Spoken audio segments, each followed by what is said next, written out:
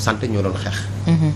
dem ba ci biir léegi ñu lëkkaloo ak intersyndical des travailleurs de la des collectivités locales territoriales du moins mu nekk une grande coalition maintenant ñoo doon def marche bi. démb mu nekk une marche bu réussir en termes d'organisation de mobilisation et de communication. parce que liggéeykat yi dañ dem ba ci biir ñu xam ni dañoo salfaañe seen ak seen yelleef non seulement dañ ko salfaañe mais dañ dem ba ci biir ñu gën a accentuer division bi entre liggéeykatu kër docteur yi seen biir ndax la ñu waroon am comme ak yelleef ba pare bañ xaatim ko ak état bi mu nekk protocole d'accord bu ñu signé le 10 mai 2022 état bi dafa dem jox ñii bàyyi ñii. mu créer division ci biir kër docteur ba pare yokk niveau de frustration bi créer en même temps démotivation. loolu moo tax nit ñi def jonction des luttes boole doole yi pour maintenant engager un combat boo xam ne ni forcément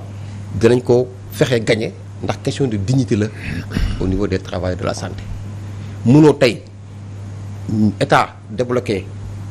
montant bu yem ni 8,143 milliards jox ko ministère de la santé ñu dem ba nga xam ne dara desul lu répartition au niveau des hôpitaux nga xëy génn sa liste boddi ñenn ñi. mais sur quelle base la defee li ni mel sur quelle base. ñun mun ko xam parce que dañoo xëy ñu envoyé ay mail hôpitaux yi daal di ne garçon de salle yi bokkuñ ci fille de salle bokkuñ ci brancardier bokku ci chauffeur bokku ci ambulancier bokku ci c'est-à-dire que ñi nga xam ne ñoom lañ considéré comme maillon yi gën a faible ci chaîne bi ñoom lañ écarté et ça c'est injuste dara mun ko expliquer dara mun ko justifier ñun kon en tant qu'organisation syndicale nous sommes interpellés parce que nous sommes là pour la défense des intérêts matériels et moraux des travailleurs. C'est la raison pour laquelle ñu engagé ce combat réew mi nag malheureusement xamuñu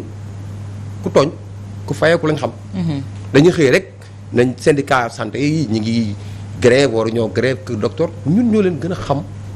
secteur bi ñu nekk dafa sensible. moo tax heure boo gisee ñuy grève di nga gis gestion des urgences di nga gis service minimum. waaw mais est-ce que du gestion des urgences boobu ak service minimum boobu gis nañu ay kilifa yu jàpp ne looloo tax tey mën nañu méngale ne seen mouvement d'humeur boobu amul benn impact. maanaam am na impact parce que nit ñi fi ñu xoolee dañuy xoolee côté xaalis imagine-toi depuis des mois camarades yi ñu ngi def rétention des informations sanitaires. état bu toog amoo information sanitaire de la base au sommet loolu am na impact toutes les rencontres et les réunions sont boycottées des postes de santé jusqu'au niveau des hôpitaux de niveau 3. loolu am na impact waxuma la nag maintenant au plan financier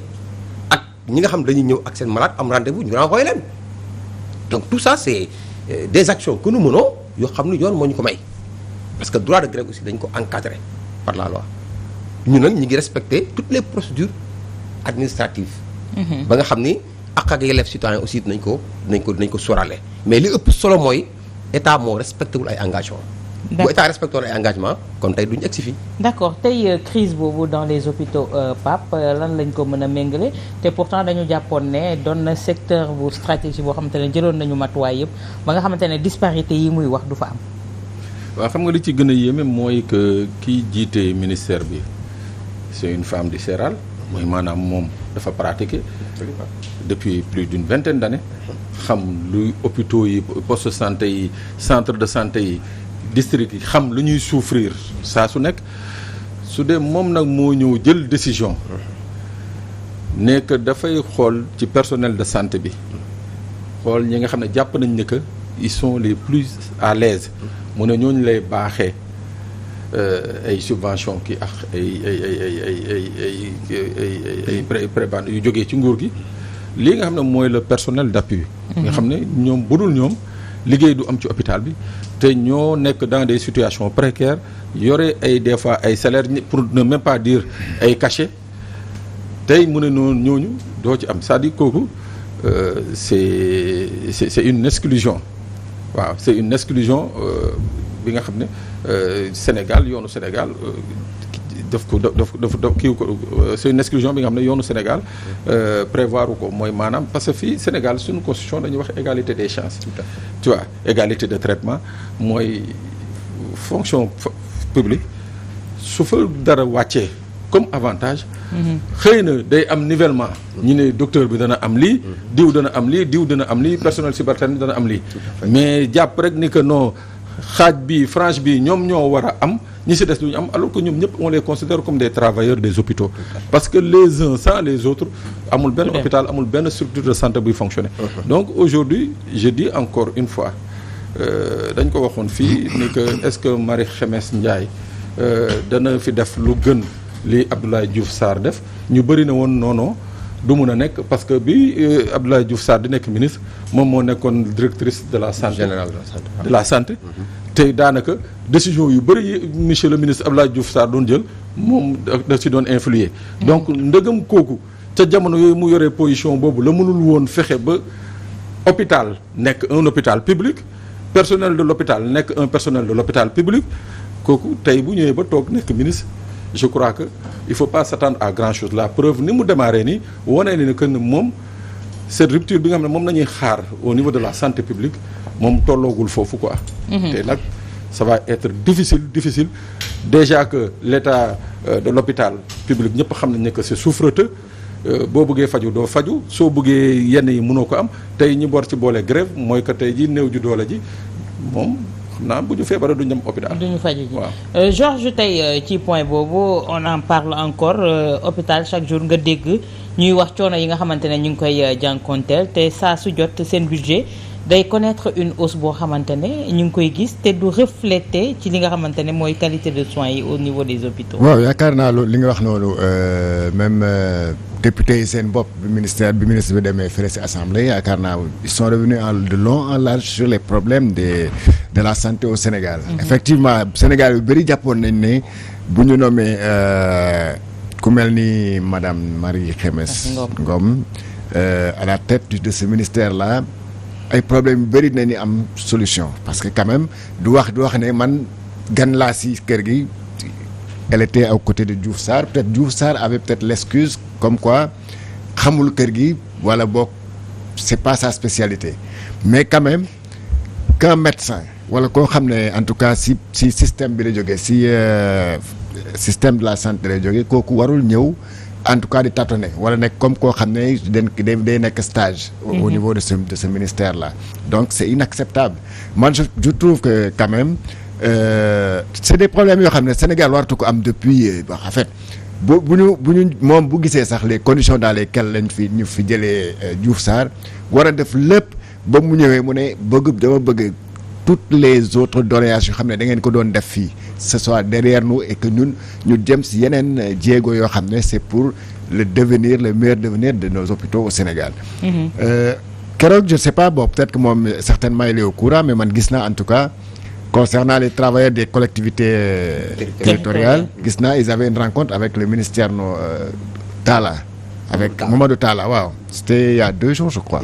Ils avaient une rencontre. Et après la rencontre dégg naa Sidya Ndiaye mu exprimé wu donc je m'étais dit que donc le problème est résolu mais apparemment ce n'est pas ça donc c'est presque ces rencontres là yoo xam ne on ne fait que des promesses mais après il y a rien sur le terrain. Donc je crois que ñoom tamit en tant que syndicaliste ay rencontres yooyu la ñu war a bañ c'est-à-dire on ne peut pas tous les jours nekk si ay rencontres suñu grève ñu woo leen ñu waxtaan une semaine après on retourne en grève. Alors finalement comme luy wolof di wax rek ku miin saxuloo rek da lay yàpp la d'accord tey ci point yooyu ñu ngi leen di woon ni ko Georges waxee soo leen demee table de négociation ñu jox leen benn os à grignoter ngeen bàyyi ya ca des yëpp et loolu moo leen di toppaat muy dellu si waat les mêmes problèmes. waaw xam nga foofu li may leeralal Georges mooy ñoom demuñu négociation bi ñuy grève ñoom ba léegi collectivité territoriale yi ministre bi dafa defoon la sourde oreille di pas leen au prise de contact la woon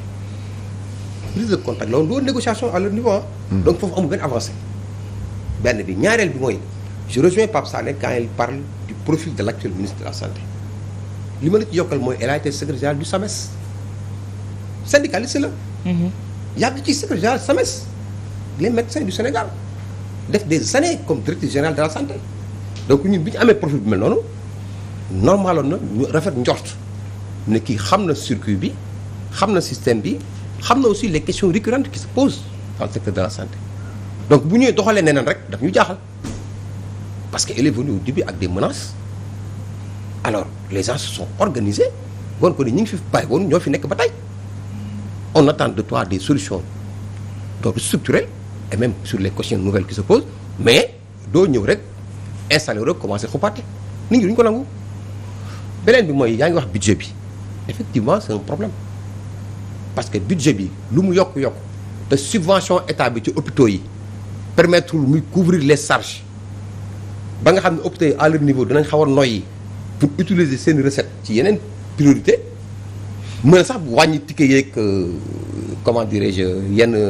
kii yi dépenses coûts yi pour les patients mais ça pose problème. Donc il faut que état bi def effort augmenter sensiblement les subventions yi mu jox hôpitaux yi bu ko defee ñoom recette propre yi ñu am ñu mën koo utiliser ci yeneen priorité mais en même temps aussi wàññi njëg yi nga xam ne nii moom la doomu adama yi ñëw foofu di faj. benn la beneen bi topp mooy. On pense mais est-ce que yooyu di ngeen ko boole ci seen ay plateformes revendicatives. mais bien sûr xam nga bon état moo. parce que yéen chaque jour seen situation rek mais. c'est ce que je dis état vous mooy oubliez doxee les noonu. patients. non du tout état mooy doxee noonu état mooy def heure boo jógee dañuy travailler à parfois manipuler l'opinion pour wane nit ñi xaalis ak mooy tax a jóg seen poche wala seen i conditions alors que les questions à incidence non financière ñoo ëpp ci plateforme bi. ëpp ci importance parce que dafay toucher. Le plan de carrière des travailleurs de la santé dafay toucher les conditions de renforcement de capacité des gens de la santé mais duñ ko wax dañu yaakaar ne affaire yi prime ak indemnité la ñuy wax bien que loolu am na importance parce que ku liggéey ku nekk aussi bëgg nga say conditions améliorées wu tey mënuñ dugg ci secteur santé bi mais diviser ko de manière boo xam ne nii ñett ñu bokk service wala ñeent nga jox kii 10 000 kay 50 000 kii 100 000 keneen ki amul dara te ñoo bokk lenn lu ñuy liggéey sànq wax nga ko santé système la. C'est pas seulement la partie médicale. Il y a des paramédicaux, il y a des administratifs, il y a des personnels techniques ak personnel subalterne. Mais ci biir système ku nekk ak sa place ak sa rôle loolu mooy doxal système donc boo ñëwee favoriser ñenn ñi bàyyi ñeneen ñi mais da ngay créer non seulement dysfonctionnement mais day créer frustration ak démotivation. te loolu dafay impacter sur la productivité même de l'hôpital. mais gis nañu internes yi également génn nañu. Bien keroog sûr. li ñu leen def. ñu leen di jox ay lacrymogènes au sein même de l'hôpital Fann. tey est-ce que yéen bokk ngeen ci ñi leen di apporter seen soutien pour jàppale leen ci situation boobu. leen teg Absolument nous sommes de tout cœur avec eux. gis nga travail rek la am na borom xam-xam bu doon wax naan travail de tous les pays unissez-vous liggéeykat kese la fu mu mënti nekk ñu ko fay noot ñun en tant que organisation syndicale am nañ responsabilité jug ñëw sa wet pour jàppale la. parce que doomu aadama bi xëy këram dem hôpital bu fa tegee tànkam rek mi ngi ci ay risques ngay jigéen mën nga fa am jàngoro yóbbul ko sa njaboot ngay góor mën nga fa am jàngoro yóbbul ko sa njaboot moo tax prime de risque boobu ñuy demandé gisuñu ñun lenn lu gën a risqué que liggéey ci hôpital mais nit ñi boo waxee rek ñu ne seen poche leen tax a jóg wala seen i intérêt alors que c'est pas ça chaque jour que jëfee quand on pose des problèmes dañuy intégrer intérêt supérieur population bi ba pare intégrer wala aussi intérêt supérieur de nos camarades qui nous ont fait confiance. d'accord tey jii non respect protocole d'accord ngeen di kaas ba léegi. ndax tey bi ngeen dajee ak yaa ngi naan prise de contact la mais ci diggante bi également seen ministre wala ñu lëkkaloo ak moom am na benn espoir sax bu ñu leen jox pour ngeen mën a am loo leen téye. waaw ministre de la santé bi Marie Khemesse je pense que avant-hier au moins posé na benn acte signé na arrêté bi nga xam ni moo yokk rémunération travailleurs yi nga xam ne ñoo nekk dans les postes de santé moo ñuy ooye ASC les agents de santé communautaire ñoom presque ay 20% wala 25% la ñu am ci ticket daan jaay ak yooyu mais cette fois-ci quand même yokku nañ ko ba 30% ci ticket yi ak 25% ci médicaments yi là moom vraiment ñu ngi koy saluer elle l'a signé avant-hier à part ça amul beneen acte à part ça amul beneen point de revendication boo xam ni def nañ ci ay effort y en a pas. léegi lan donc mooy aujourd'hui ñun dañoo yaakaar ni. dem à un niveau supérieur au niveau de la primature wala de la présidence ñu jël en charge ces questions là ou les organisations syndicales waxtaan ak ñoom yaakaar naa ne loolu perspective bi gën a heureuse pour ñun parce que au niveau du ministère de la santé moom yaakaaratuñ fa solution. mais tey suñ demee ba bras de fer boobu enclenché wu ñu ne au niveau du ministère yaakaaratuñ fa solution c'est-à-dire que situation déjà bu critique la hôpitaux yi nekk kon ça va aller de mal en pis. Oui, mais xam nga déjà c'est aveu d'échec la parce que bu ñu demee ba war a dëpp génn ci sphère u seen ministère de tutelle ne dañuy dem uti ci wàllu feneen mooy que quelque part amatuñ fa espoir mais le drame mooy que c'est-à-dire en fait c'est l'hôpital public ci boppam moom nañu war a repenser au Sénégal c'est-à-dire que il faut ñu xoolaat un peu le sens de l'hôpital public. maa ngi jégalu d'ailleurs les médecins parce que dafa am benn émission ma fi toogoon wax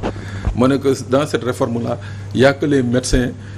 ñoo ci enrichir maa ngi jégalu je voulais pas dire les médecins je voulais dire les directeurs.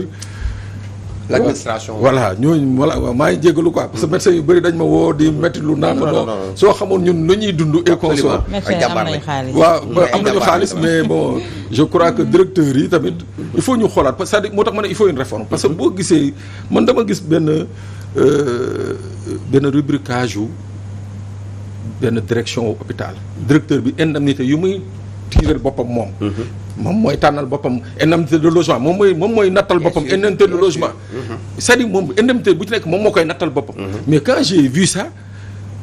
le gars à la fin du mois il peut se retrouver avec un salaire bi nga xam ne moo ëpp salaire les directeurs généraux nationaux yi ñuy wax le salaire est fixé à 5 millions mais loolu dans un hôpital par exemple bu nekk un hôpital de région un directeur d'hôpital am loolu waaw un directeur d'hôpital am loolu mais hôpital bi fan nañuy jëlee xaalis bu ñuy mën a jàppale maladies fu ñuy jëlee xaalis bi nga xam ne mën nañu subvenir aux besoins des agents de santé c'est-à-dire benn directeur rek boo xoolee moom la muy tirer chaque année mën nga ko xayma ci 20% du budget de l'hôpital mais c'est extrêmement grave moo tax ma ne donc il faut que tey jii ñu revoir ce qu'on appelle la politique de l'hôpital public mooy que au moins que l'hôpital bi li muy liggéey que ça profite d'abord aux Sénégalais mooy patients yi ba pare au personnel mais benn nit kese bu ñu xaymaane 100 millions moom 20 millions yi moom ci poosam lay dugg moom kese nii wala plus de 20 millions ça pose un problème voilà un peu ce qui amène le problème léegi donc aujourd'hui encore une fois Marie Khemesse qui est une femme du Céral qui a connu qui monsieur Guèye vient de préciser ne que nekkoon na secrétaire général Sames plutôt mais kon moom kooku yaakaar naa nul n'est mieux placé qu'elle pour résoudre ces problèmes-là parce que elle a pratiqué nekk na syndicaliste nekk na à un niveau de responsabilité dans l'administration du ministère donc xam na de quoi les gens souffrent matin midi soir